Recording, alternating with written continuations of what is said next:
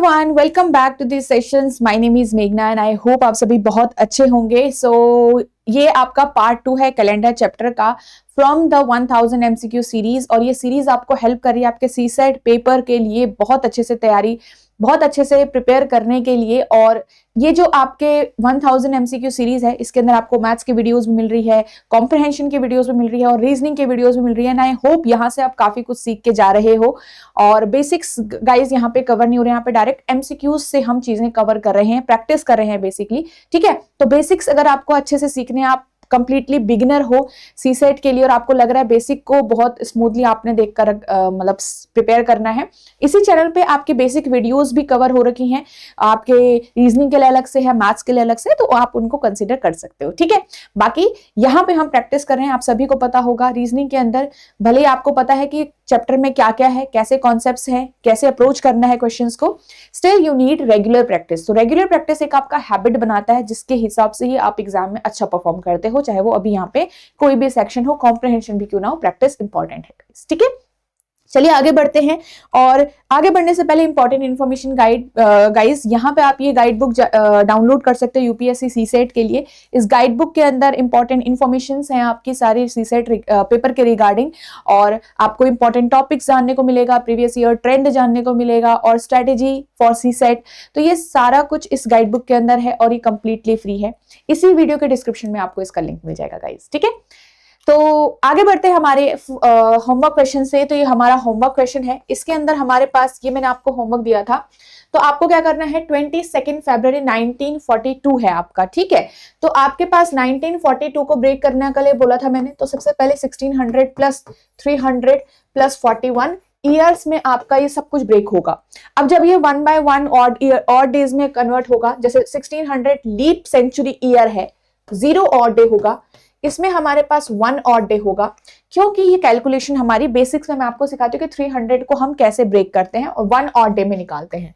यहाँ पे कितना होगा, 41 को जब आप ब्रेक करोगे तो यहाँ पे आपके पास 41 प्लस, ये शॉर्टकट सिखाती हूँ कि जितना ईयर दिया गया है उसको डायरेक्ट यहाँ लिख दो, उसमें जितने भी लीप ईयर निकल के आएंगे, कैसे करोगे लीप ईयर की कैलकुलेशन, 4 से डिवाइड करके। तो 4 10s are 40।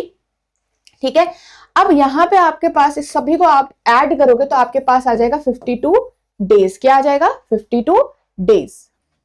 ठीक है, 51 प्लस 52। नेक्स्ट यहाँ पे अगर आप देखोगे तो 1942 ब्रेक हो गया, ये हमारे पास 1942 ईयर जो है हमारा चल रहा है। अब तो जनवरी पूरा चला गया, 3 ऑड डेज ऑफ जनवरी, क्योंकि 31 डे का मंथ है। तो आपको सिखाया है मैंने कैसे निकालते हैं ऑड डे, 7 से डिवाइड करके 3 ऑड डे निकल के आ गया। तो पूरा 31 नहीं लिखना, 3 लिख दिया। फरवरी का 22 डे चल रहा है अभी।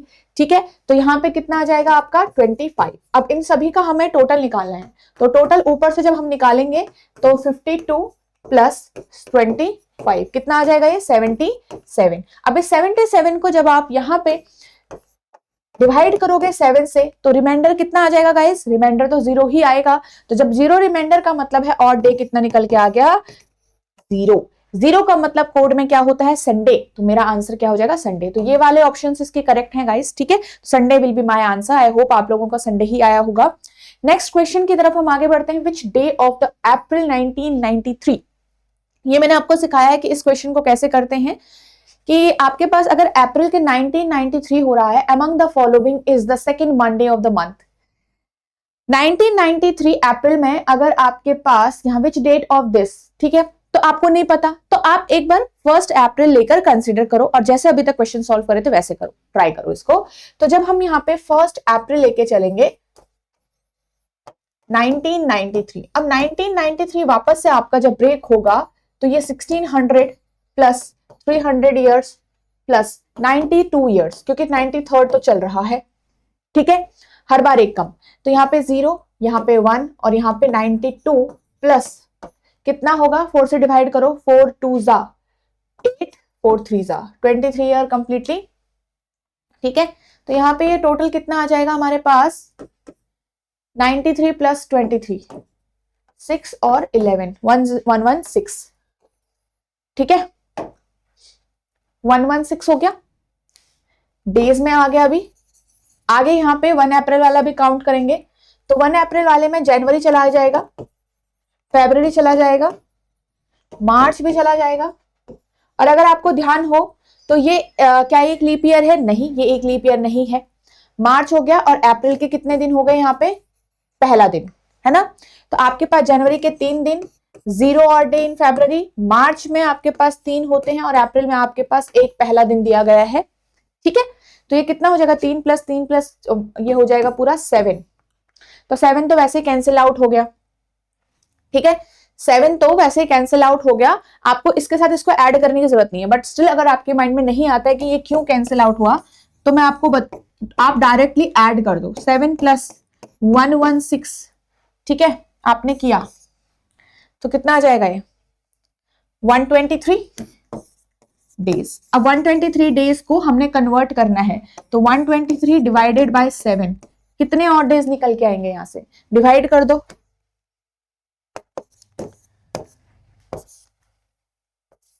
ठीक है, 7 1 जा 7, ठीक है, 5 आपका 3, 7 7 7 जा 49, कितना बचा यहाँ पे से?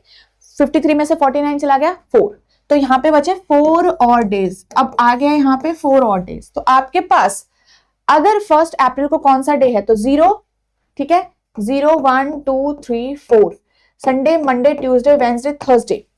ठीक है, तो यहाँ पे हमारे पास क्या निकल के आ रहा है? थर्सडे। ठीक है, तो 1 अप्रैल को क्या है हमारे पास? थर्सडे।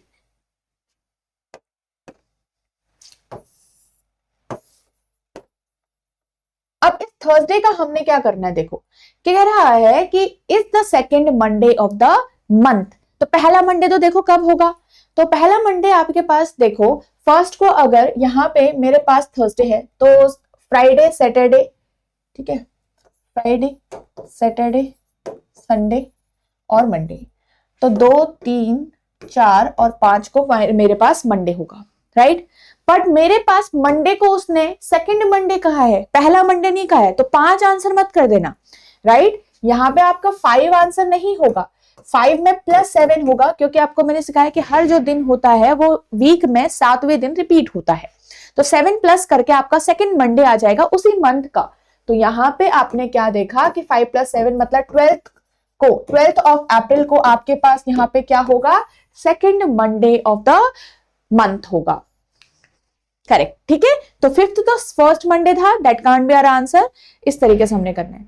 अब ये जो कैलकुलेशन है आपकी बार बार हो रही है, तो आप इसमें काफी ज्यादा इसको फास्ट कर सकते हो धीरे धीरे। जैसे मैंने आपको बताया, यहाँ पे आप डायरेक्टली 7 को हटा सकते थे और सिर्फ 116 को यहीं से आपको डिवाइड कर सकते थे आप। ठीक है, चलिए अब आज का फर्स्ट क्वेश्चन थोड़ा सा फास्ट करने का ट्राई करेंगे, शॉर्ट ट्रिक्स लगाएंगे चीजों में। और it was Sunday on January 6 2003। कह रहा है कि जनवरी 6 2003 को संडे था, तो बताओ कौन सा डे होगा जनवरी 6 2031 को। तो 2031 जनवरी 6। अब यहाँ पे मंथ जो है वो सेम है, तो जो चीज सेम होगी वहां पे कैलकुलेशन नहीं होगी, वो सेम ही है। तो हमें सिर्फ कैलकुलेशन करनी है ईयर्स की, तो 2003 से लेकर मुझे 2031 की कैलकुलेशन करनी है। ईयर्स में कैसे करते हैं? अब जब भी हम 2 ईयर के बीच का गैप निकालेंगे, याद रखिएगा उसमें लीप ईयर्स को आपको मैन्युअली कैलकुलेट करना पड़ेगा। ठीक है, अब ये चीज ध्यान रखना बस। अब यहाँ पे आपने देखा तो 2004 आपका एक लीप ईयर हो गया, 8 लीप ईयर हो गया, 12 आपका लीप ईयर होगा, 16 हो गया, 20 हो गया, और 24 और 28 हो गया, राइट। तो कितने लीप ईयर हो गए? 7 लीप ईयर, 7 लीप ईयर्स आपके प्लस टोटल कितने ईयर होंगे? ईयर्स की कैलकुलेशन तो ये होती है लीप ईयर प्लस डायरेक्टली जितने ईयर हैं उस वहां पे। तो 31 में से 3 माइनस कर दो, आई थिंक आपका 2 आ गया, 28 आ गया मुझे लग रहा है ना, 28। तो यहाँ पे आपके पास अगर आप 35 डेज निकालोगे तो यहीं पे ये कैंसिल आउट हो गया। 35 डेज का मतलब है 0 ऑड डे। 0 ऑड डे का क्या मतलब है गाइस? यहाँ पे अब इसका मतलब अभी क्या है, आपके पास रेफरेंस गिवन था, ये आपको संडे जो है ये रेफरेंस गिवन हो रखा है, तो ये रेफरेंस वाला है। इससे पहले वाले जो क्वेश्चन था वो अलग था कि वहां पे कोई भी रेफरेंस नहीं गिवन था, आपको कोड से हिसाब से निकालना था।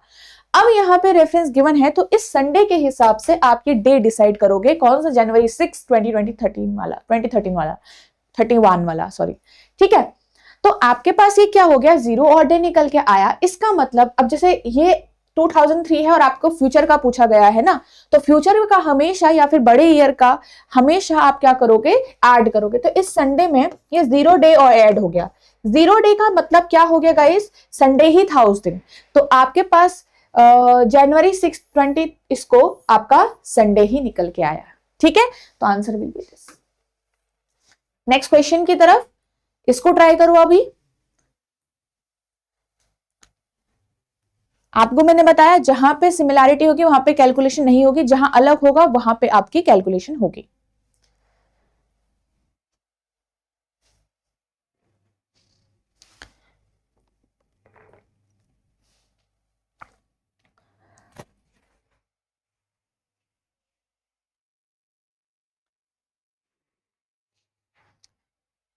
चलो, सो आई होप आप लोगों ने ये थोड़ा ट्राई किया होगा। मूव करते हैं कि चलो, if it is Thursday on February 21 2024, find the day on 14th of September। 21st फरवरी से लेकर सितंबर का पूछा, फ्यूचर का पूछा, पहली बात तो ठीक है। ईयर सेम है तो ईयर की कैलकुलेशन में कुछ भी नहीं करेंगे, अब सिर्फ मंथ की कैलकुलेशन होगी 21 फरवरी से लेकर आपका 14th ऑफ सितंबर तक। क्लियर है गाइस? अब देखो कैसे कैलकुलेशन फास्ट करनी है। 21 सितंबर में हमेशा याद रखना, जो पहले वाला या छोटा मंथ होता है, जो छोटा मंथ होता है उसके आपको रिमेनिंग डेज रखने पड़ते हैं। उसके हमें हमेशा आपको ये सिखाती हूँ, ठीक है। और इसके गिवन डेज आपको रखने होते हैं। इसके कौन से हैं? गिवन डेज आपको रखने होते हैं। अब फटाफट से कैलकुलेशन जब हम करेंगे, देखो एक ही चीज हमने सीखी हुई है तब से, और डे निकालना, उसी के हिसाब से पूरा चैप्टर सॉल्व हो रहा है, तो हमें अलग अलग नहीं पढ़ना पड़ रहा है हर चीज को। अब देखो 21 डे आपके पास हो गया, तो ये 2024 जो है वो एक लीप ईयर है। लीप ईयर का मतलब क्या हो गया कि फरवरी में यहाँ पे आपके कितने डे होंगे? 29। तो इसको मिस मत करना। फरवरी में कितने डेज हो गए? 29 डेज। ऑब्वियसली तो रिमेनिंग डेज आपके 29 माइनस 21 होगा ना। रिमेनिंग डेज 29 माइनस 21 होगा, that will be 9 days, right. Plus फरवरी के बाद अब इस पूरे उसमें कितने मंथ्स आते हैं उसको पूरे को आपने करना है। तो यहां पे आपके पास 29 माइनस 21 डे ऑफ फरवरी, मार्च, अप्रैल, मई, जून, जुलाई, अगस्त, सितंबर का गिवन डेज, मतलब 14 ऑफ सितंबर। अब आपको पता है 14 तो जब हम कैलकुलेशन करेंगे तो 14 का जो समेशन हम डालेंगे भी अपने टोटल में, वो कैंसिल आउट होगा, क्योंकि 7 से जब 14 को डिवाइड करते हो तो रिमाइंडर कितना आता है? 0। यहाँ पे क्वोशंट की बात नहीं हो रही, यहाँ पे रिमाइंडर से हमें काम है। तो यहाँ पे आप इस डायरेक्ट 14 को हटा सकते हो। जो डायरेक्ट डिविजिबल नंबर्स होंगे वो आपके डायरेक्टली कैंसिल आउट हो जाएंगे। ठीक है, जैसे कि यहाँ पे आपके आ गया 8 प्लस मार्च में आपके 3 और डेज, 2 और days in April, 3 2 3 plus 3 in अगस्त, एंड जुलाई, प्लस 14th ऑफ सितंबर। तो ये हो गया कैंसिल आउट। ठीक है, अब आपके पास हो गया 3 प्लस देखो 2 प्लस 3 5 प्लस 2 7। ठीक है, कितना हो जाएगा यहाँ पे? 3 प्लस 3 प्लस 3 कितना हो गया? 9। 9 प्लस 8 आपके पास निकल के आ गया 17 डेज। अब ये 17 डेज को लास्ट में आपने 7 से डिवाइड करना है, तो आपके पास कितना निकल के आ जाएगा? 7 2 14, 3 डेज, 3 और डेज। अब इस 3 और डे का करना क्या है? 3 और डे का जो 21 ऑफ फरवरी का दिन है थर्सडे, उसमें ऐड करना है। तो थर्सडे में अगर आप यहाँ पे ऐड करोगे, थर्सडे में आप 3 डेज को ऐड करोगे तो क्या आएगा guys? Friday, Saturday, and on the third day will be our answer. तो मेरा आंसर होगा संडे। मेरा आंसर क्या होगा? संडे। ठीक है, चलिए नेक्स्ट क्वेश्चन की तरफ हम यहाँ आगे चलते हैं। यहाँ पे से इस क्वेश्चन को देखिए, if it is Tuesday on 25 October 2025, find the day on 25 अक्टूबर 2029। बहुत आसान है। अब देखो कितने आसानी से हम यहाँ पे इसको सॉल्व कर सकते हैं। अच्छा एक मिनट, ये वाला क्वेश्चन है पहले, सॉरी गाइस, पहले थर्ड क्वेश्चन है। If it is Wednesday on 10th of नवंबर 2021, तो आपके पास find the day on 16th of June 20। इसमें थोड़ा दिमाग लगाओ, चलो ट्राई करो इसको थोड़ा सा।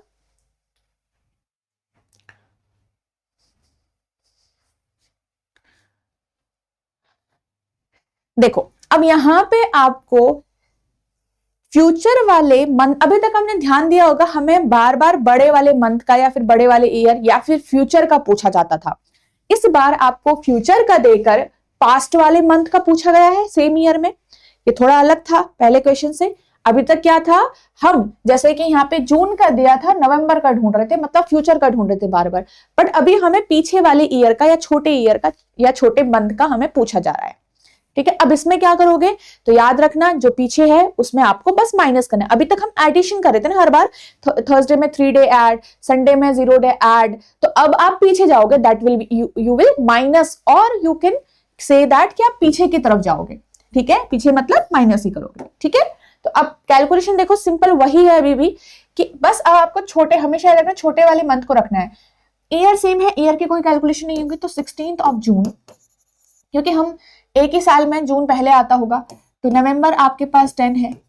अब देखो यहाँ पे फटाफट से इसके रिमेनिंग डेज होने चाहिए, है ना, इसके रिमेनिंग डेज होने हैं और इसके आपके गिवन डे होने हैं। ठीक है, तो रिमेनिंग डेज का मतलब जून 30 का होता है ना, 30 14 प्लस जुलाई में 3 और डे, सितंबर में 2 और, सॉरी जुलाई के बाद अगस्त आता है, सितंबर 2, अक्टूबर 3, नवंबर 10। क्लियर, 14 तो वैसे ही कैंसिल आउट हो जाएगा। अब यहाँ पे देखो 3 + 3 + 3 9 + 2 11 + 10 दैट इज 21 डेज। 21 डेज भी डायरेक्टली कैंसिल आउट हो गया, क्योंकि यहाँ पे 0 और डे आएगा।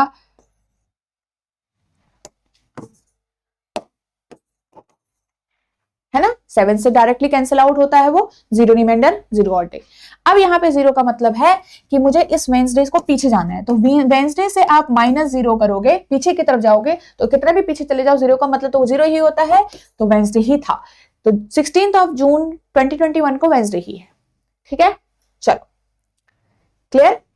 नेक्स्ट क्वेश्चन की तरफ आगे बढ़ते हैं। ये वाला क्वेश्चन जो था, इसमें देखो 25 अक्टूबर सेम है। 2025 से लेकर मुझे कैलकुलेशन करनी है 29 की, तो कितनी इजी है देखो। अब इसके बीच में 4 साल है सिर्फ, तो मैंने आपको सिखाया इंटरवल के बीच में लीप ईयर मैनुअली निकालना, तो 2028 ही आएगा।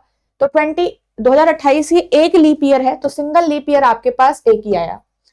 ठीक है, 1 लीप ईयर, तो कितना हो गया ये, 5 डेज में ही कन्वर्ट हो जाएगा, क्योंकि 4 का तो कोई कैलकुलेशन ही नहीं हुआ यहाँ पे, है ना। 4 ईयर टोटल है, उसी में एक लीप ईयर की अलग से कैलकुलेशन कर दी है, पूरा आपका 5 डेज में कन्वर्ट हो जाएगा ना। अब यहाँ पे 5 का कोई डिविजिबल है तो नहीं 7 से, तो 5 ही डे निकल के आया।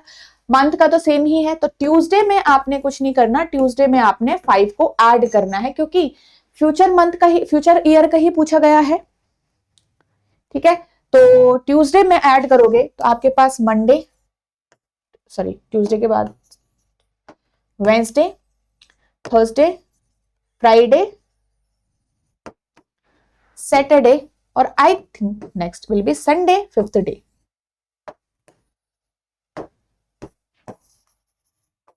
ठीक है, 1 2 3 4 5th वाला संडे, तो आपका आंसर आ जाएगा संडे। नेक्स्ट क्वेश्चन, यहां पे इसको पढ़ो, अब थोड़ा ट्राई करो कैसे कर सकते हो, सेम चीजें हैं अभी भी।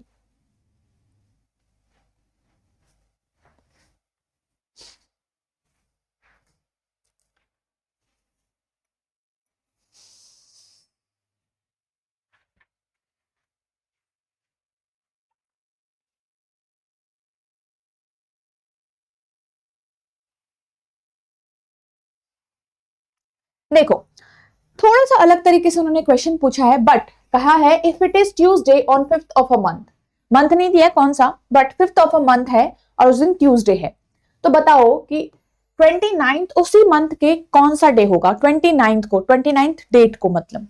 अब इसका मतलब ईयर सेम होगा, क्योंकि मंथ ही सेम है, तो ईयर सेम मंथ सेम, सिर्फ डेट अलग है, तो डेट्स की ही कैलकुलेशन होगी। या तो एक चीज है कि आप इसको कर सकते हो 7 7 प्लस करके, जैसे कि अगर 5वीं तारीख को ट्यूसडे हो गया तो 5 + 7th को अगेन आपके पास ट्यूसडे निकल के आएगा, दैट इज 12th को भी ट्यूसडे होगा। ठीक है, ऐसे से करके आप आगे ट्यूसडे को लेके जा सकते हो और उस हिसाब से यहाँ पे 29th को काउंट कर सकते हो, है ना। कि यहाँ पे इसमें आप ऐड करो +7 तो 19 को भी ट्यूसडे होगा, इसमें +7 ऐड करो तो 26 को भी ट्यूसडे होगा, और 26 के बाद 29 तक आप जा सकते हो। या तो आप कुछ मत करो, यहाँ पे 29 डे है और 5th डे है, तो डायरेक्टली माइनस कर दो, कितना आ जाएगा आपका, ये 24 दिन आ गया। रिमेनिंग कितने हैं, 24 दिन आ गया। तो आप इस 24 को डायरेक्टली डिवाइड कर दो 4 से, और यहाँ पे बार बार मत करो, ऐसे कर दो बस, ठीक है। कितना आ जाएगा, 7 3 21, कितने ऑड डे, 3 ऑड डे है ना। अब इस 3 ऑड डे का क्या करें, ट्यूसडे पे ऐड कर दो, तो ट्यूसडे पे 3 ऑड डे ऐड कर दिया, क्योंकि आपको 29 फ्यूचर का ही पूछा गया है। तो ट्यूसडे, वेडनेसडे, थर्सडे, फ्राइडे, तो आंसर कितना आ जाएगा, फ्राइडे। क्लियर है, चलिए गाइस, तो this will be our answer. ऐसे ही एक और क्वेश्चन है, बट थोड़ा और अलग तरीके से पूछा गया है। अगर इस टाइप से क्वेश्चन को पूछा जाए तो फिर आप कैसे आंसर करते हो या क्या समझते हो, कॉन्सेप्ट अभी भी वही है।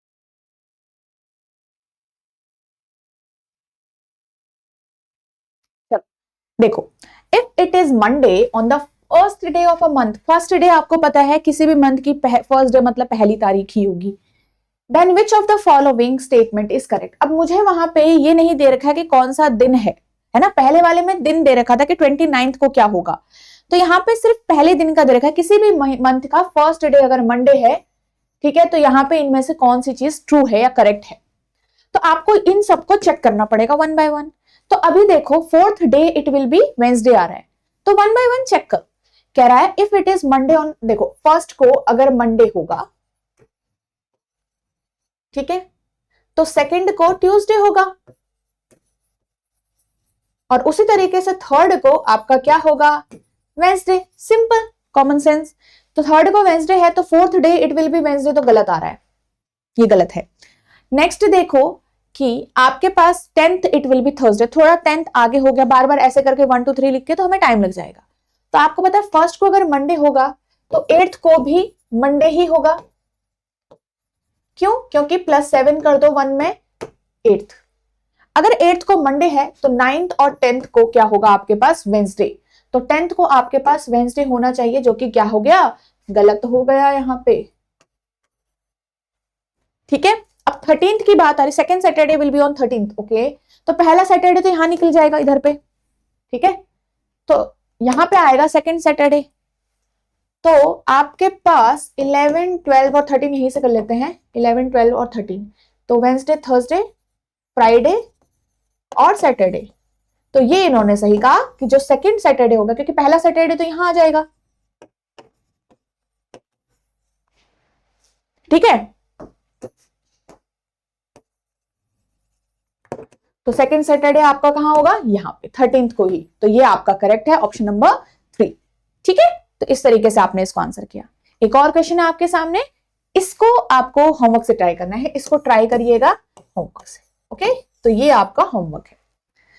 चलिए गाइस, सो आई होप आपको बहुत अच्छे तरीके से ये सारी चीजें समझ में आ गई होंगी। सो thank you so much for today's session, I hope you enjoyed today's session.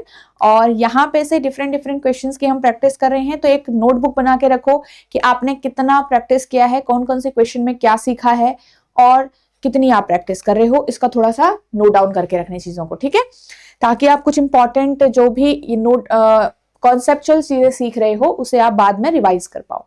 यहाँ पे अगर आप एक ऐसे प्लेटफॉर्म से तैयारी करना चाहते हो जहां से आप बहुत अच्छे से सारी चीजों को कवर कर सकते हो, टेस्ट को भी, वीडियोस को भी, ठीक है, सीक्वेंस में चीजें आपको एक साथ ही मिल जाए, तो यहाँ पे आपका ये मास्टर कोर्स काफी हेल्पफुल रहेगा आपके लिए।